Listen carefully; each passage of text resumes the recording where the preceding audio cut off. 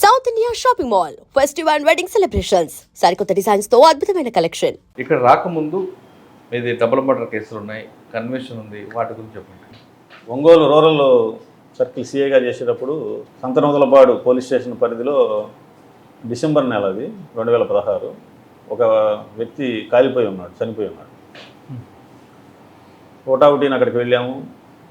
ఆ పొలం ఆ ల్యాండ్ వాళ్ళు చెప్పడం జరిగింది. వెళ్ళాము, అక్కడ ఎస్ఐ గారిని తీసుకొని సీన్ విజిట్ చేసి అన్నీ చూసుకున్నాము. కానీ ఐడెంటిఫై కాల. ఒంగోలు పక్కనే ఉంటుంది అది. ఒంగోలు అంతా కూడా కొంచెం రౌడీజం సంచలనంగా ఉండింది. అది అంటే తగ్గింది పోయింది. రౌడీజం ఒంగోలులో తమరు చెప్పినట్టుగా ఒకప్పుడు రూపాయికి 5 రూపాయలు 10 రూపాయలకు మర్డర్ చేసే రోజుల నుంచి Addanki circle rowdyism Kishore Kumar SP sir పనిచేసిన తర్వాత అది ఆటోమేటిక్ తగ్గిపోతూ తగ్గిపోయింది సార్. మేము వచ్చేసరికి ఇలా రౌడీజం దాదాపుగా లేదు అప్పుడు. లేదా ఇది శివారు ప్రాంతం ఒంగోలుకి, కానీ లిమిట్స్ వచ్చేసి ఒంగోలు రూరల్ సర్కిల్ కింద వస్తుంది. ఐడెంటిఫై కాలేదు. ఆ ఫొటోస్ తీసుకున్నాం. ఒంగోలు నగరం అంటే ఒంగోలులోకి సంబంధించిన అయి ఉంటాడు ఇతను, ఏదో చంపేసి అక్కడ కాల్ చేశారు, అన్వాడు దొరకకుండా కాల్ చేశారు. సో అవి పార్కులు ఎక్కడ పడితే అక్కడ మొత్తం పాంప్లెట్స్ అంటివ్వడం అవన్నీ చేయడం జరిగింది. ఒక 4వ తారీఖు అది బాడీ ఐడెంటిఫై అయితే 8వ తారీఖు ట్రేస్ అయింది. అది ఒక cell phone shop Venkata Subbarao అని అతనిదని వాళ్ళ యొక్క బ్రదర్స్ వాళ్ళు ఐడెంటిఫై చేయడం జరిగింది. అతనికి భార్య ఉంది, కానీ ఆమెని డైవర్స్ తీసుకోలేదు, కానీ వేరువేరుగా ఉంటున్నారు. మర్డర్ కేసుల్లో ఎప్పుడైనా సార్ బాడీ కనుక అంటే చనిపోయినది ఎవరో తెలిస్తే దాదాపుగా కేసు అయిపోతుంది, పరిష్కారం జరుగుతుంది. ఎందుకంటే దానికి మనిషికి సెక్సువల్ జెలసీ కానీ, లేకపోతే ఫైనాన్షియల్ మ్యాన్ కానీ, పొలిటికల్గా కానీ ఎట్లా ఏదో 3, 4, 5 కారణాలు. పొలిటికల్ కానీ ఈ రెండే ఎక్కువ ఉంటాయండి, సెక్సువల్ కానీ లేదంటే ఫైనాన్షియల్గా కానీ. సో ఇది ఐడెంటిఫై చేసాము. కొన్ని సీసీటీవీ ఫుటేజెస్ చూడటం జరిగింది. అతని యొక్క సెల్ ఫోన్స్ ఇక మనిషి లభించాడు కాబట్టి ఇక అతని యొక్క సెల్ ఫోను సిడిఆర్స్ అన్ని పెట్టుకోవడం జరిగింది. అవన్నీ చూస్తూ ఉన్నాము. అతని మూమెంట్ కూడా అటు ఇటు ఉంది. ఆ మంగమూరు రోడ్డు లో అతని షాప్ అనమాట. అంటే ఈ మర్డర్ జరిగే ప్లేస్కి వెళ్ళే దారిలోనే ఇతని షాప్ ఉండేది, ఒక 2 కిలోమీటర్స్లో, అంటే టౌన్లో ఉంటుంది. సో ఆ సీసీటీవీ ఫుటేజ్లు అవి చూస్తూ ఉన్నాము. టౌన్ అంతా వెరిఫై చేస్తున్నాం. ఆటోలు తిరుగుతున్నాయి, అవన్నీ కొంచెం హెవీగా తిరుగుతాయి ఒంగోలు ఆటోస్ కూడా. ఈ సమయంలో అతని యొక్క ఫోన్లో ఒక కొత్త నెంబర్ ఒకటి యాక్టివేట్ అయ్యి ఆగిపోయింది ఒకరోజు. అంటే 8వ తారీఖు మాకు అతను ఐడెంటిఫై అయ్యాడు. ఈలోపు ఎవరో సిమ్ ఒకటి వేసి వాళ్ళు సిమ్ వేసుకొని ఆన్ చేసి మళ్ళీ పెట్టేసి తీసేశారు, డౌట్ వచ్చినట్టు వాళ్ళు. సో అది చూస్తే నకిరేకల్ ప్రాంతానికి చెందిన ఒక అతని అడ్రస్ వచ్చింది. అతను పర్టికులర్స్ అవి తీసుకుంటా ఉంటే అతను ఇక్కడ ఆటో డ్రైవర్గా గుర్తించాం. ఇతనికి సెల్ ఫోన్ షాప్ అతను చంపేసి సెల్ ఫోన్ షాప్లో ఉన్నటువంటి సెల్ ఫోన్స్ అన్నీ తీసుకెళ్లారు. ఇతను బైక్ తీసుకెళ్ళిపోయారు. అప్పుడు మేము అక్కడ సీసీటీవీలన్నీ చూస్తే ఒక ఆటో రావటం, అక్కడ ఆగటం, ఆటోలో ఏదైనా ఎక్కెళ్ళటం అవి తెలుసుకున్నాం. తర్వాత మళ్ళీ ఒక రోజు ఒక బైక్ మ్యాన్ వచ్చి ఒక మూటలో సెల్ ఫోన్ షాప్లో ఉన్నటువంటి ఫోన్స్ అన్నీ కూడా తీసుకెళ్ళడం జరిగింది. సో ఈ విధంగా జరుగుతున్న టైంలో పర్సన్ ఐడెంటిఫై అయ్యాడు. ఫోన్ నెంబర్ ద్వారా యాక్టివేట్ చేయడం వల్ల, అంటే ఆ ఫోన్లో యాక్టివేట్ చేయడం వల్ల అతను ఐడెంటిఫై అయ్యాడు. ఐడెంటిఫై అతని కోసం వాచ్ చేసుకుంటా ఉన్నాం. ఒకరోజు మళ్ళీ వచ్చాడు అతను. మళ్ళీ షాప్లో ఇంకేమైనా మిగిలిపోయినట్టు మర్డర్ చేసిన తర్వాత బండి అవి తీసుకుని వెళ్ళిపోయాడు. షాప్లో ఉన్న మనీ వరకు తీసుకుని వెళ్ళిపోయాడు. మరలా 2 days తర్వాత వచ్చి మళ్ళీ సెల్ ఫోన్స్ అని తీసుకెళ్ళాడు. అంటే అలవాటైంది ఇతనికి. ఓహో ఇది పేపర్ చూసుకుంటారు వాళ్ళు. ముద్దాయిలు ఎప్పుడైనా ఏం చేస్తారంటే మనం చేసింది ఏమైనా ఐడెంటిఫై అయిందా లేదా, 2 రోజులు 3 రోజులు పేపర్ చూసుకున్నాడు, ఎవరు రాలా. 3వ తారీఖు నైట్ మర్డర్ చేశాడు. 6వ తారీఖు వచ్చి ఫోన్స్ ఎత్తుకెళ్ళాడు. 8వ తారీఖు ఐడెంటిఫై అయింది. మళ్ళీ 16వ తారీఖు మళ్ళీ వస్తున్నాడు. ఇంకేమన్నా అడుగు పొడుగు దాంట్లో ఏమన్నా ఉంటే అని తీసుకెళ్దామని. ఆ ఇన్ఫర్మేషన్ మేము ఆల్రెడీ ట్రాకింగ్లో ఉన్నాం కాబట్టి పట్టుకున్న తర్వాత దీంట్లో మేము చేసిన ఈ కేసులో లైఫ్ కన్విక్షన్ వచ్చింది అతను. సూపర్.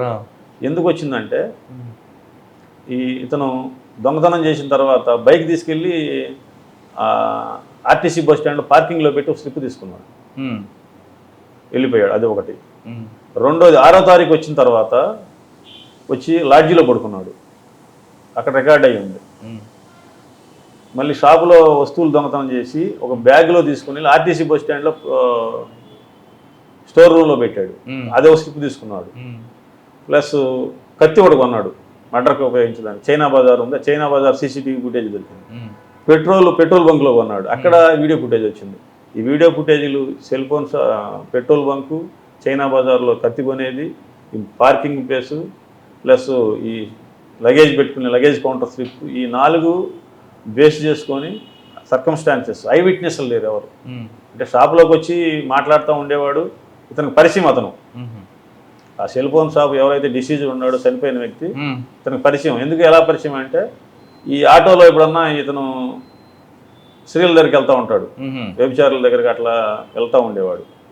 అందుకని ఆ విధంగా పరిచయం. ఇతని యొక్క అలవాటుని చేసుకొని ఆ రోజు ఇతను వచ్చినప్పుడు వాడు అతని దగ్గర ఒక 50,000 రూపాయలు చూశాడు. అతను లెక్కేసుకొని కౌంటర్లో పెట్టుకుంటున్నాడు. సో ఇతనికి బాగా అవసరం ఉంది. ఇంట్లో చాలామంది ఇతని మీద ఆధారపడి ఉన్నారు, పేద కుటుంబం అక్యూజులు. సో ఒక 50,000 లభిస్తాయి నాకు, ఈరోజు ఇతను ప్లాన్ చేయాలి, చంపేయాలని డిసైడ్ చేసుకొని మధ్యాహ్నం నుంచి ఒక కత్తి కొనుక్కోవడం, సాయంత్రానికి పెట్రోల్ కొనుక్కోవడం. అన్న ఒక మంచి అమ్మాయి ఉందన్న, నేను తీసుకుని వెళ్తాను, తోటలోకి తీసుకెళ్తానని చెప్పడం చేసి దాని ప్లాన్ ప్రకారం తీసుకెళ్ళి కత్తి పెట్టి పొట్టలో పొడిచి. అంటే అక్కడ అమ్మాయి వచ్చిందా? ఇతను ఏం చేస్తారంటే ఇక్కడ రెండో ఒక మంచి పని జరిగింది. ఇక్కడ ఇతను ఒక ఫ్రెండ్తో మాట్లాడుతూ ఉంటాడు. అతను ఆటో డ్రైవర్, అంటే అమ్మాయియే ఆటో డ్రైవర్ అనమాట. అతనికి తెలియదు. అన్న ఎక్కడ ఉండవు నువ్వు అంటాడు. వాడు నేను మంగమూరు రోడ్ తిరుగుతున్నా, ఒంగోలులో చర్చ్ సెంటర్లో తిరుగుతున్నా అని చెప్తూ ఉంటాడు, బస్ స్టాండ్ అని చెప్తూ ఉంటాడు. ఇతను నమ్మించినప్పుడల్లా ఫోన్ చేస్తూ ఉంటాడు అతనికి. అతను ఏదో చెప్తూ ఉంటాడు, అన్న వస్తుందన్న అంటాడు. అతను వెళ్ళి ఆ తిరగంలోనే సడన్గా కత్తి తీసేసి బొడ్లోంచి పొట్టలో పొడిచేస్తాడు. 2-3 బొడ్లు పడంలోనే అది పడిపోతాడు. కొంచెం ఇతనేమో 5'8" అటు ఉంటాడు డిసీజ్డ్, వీడొచ్చి 5 అడుగులే ఉంటాడు. మనకి నమ్మకం కుదరదు. మనం అన్నీ వాడు ఫోన్ వాడాడు, సెల్ ఫోన్లు సీజ్ చేసాం నకరికల్లో, అన్నీ చేసాం. కానీ ఇప్పుడు మీ బోటి వాళ్ళకంటే సమాజం దృష్టిలో 5 అడుగుల వాడిని అంతా ఎటు చంపేశాడు అనేది డౌట్.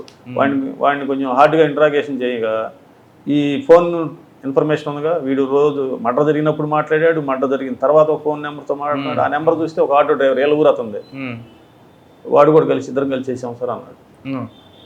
వాడిని కూడా ఫిక్సప్ చేశాడా? వాడిని కూడా ఫిక్సప్ చేశాడు. మేము కూడా దాదాపు ఆల్మోస్ట్ వాళ్ళు వాడిని ఎంత హార్డ్గా చేసినా వాడు కూడా ఉన్నాడు సార్ అని చెప్తున్నాడు. ఆ సమయంలో మేము కూడా ఇద్దరిని ఫిక్స్ చేసుకున్నాం. ఎట్లా వాడు మనకి లొకేషన్ చూస్తే 2 దగ్గర వస్తాయి. ఒంగోలు పట్టణంలో, చిన్న పట్టణం అది. వాడు ఎట్లా మంగమూరు రోడ్లో ఈ ప్రదేశానికి దగ్గరగా కూడా ఆటో వచ్చి వెళ్ళిపోతూ ఉంటాడు వాడు, వాళ్ళ యొక్క గిరాకీని బట్టి. సో దాదాపుగా వాడిని కూడా ఫిక్స్ చేసుకున్నాం.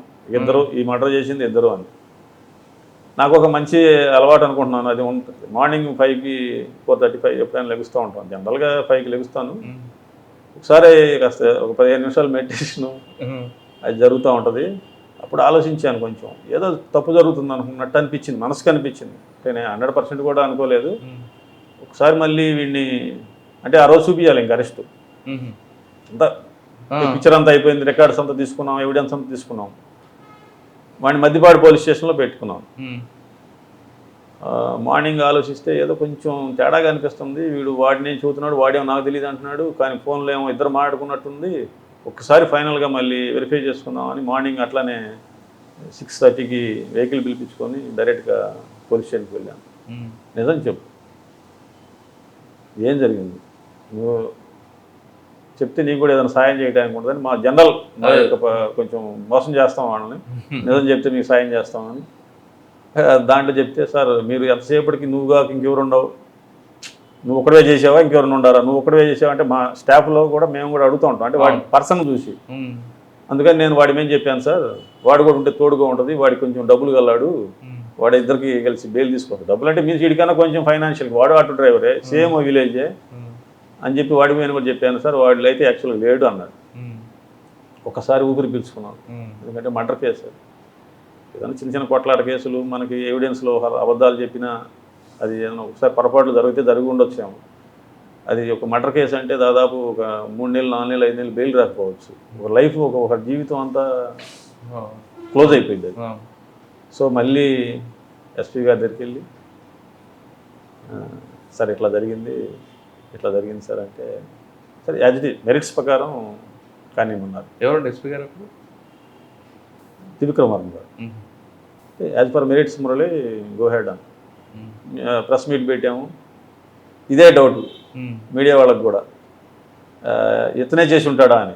సో అంటే జనరల్గా మాకు వచ్చిన డౌట్ వాళ్ళకి కూడా వచ్చింది. సరే ఎక్స్ప్లెయిన్ చేసి చెప్పాము, సరే సాటిస్ఫై అయింది.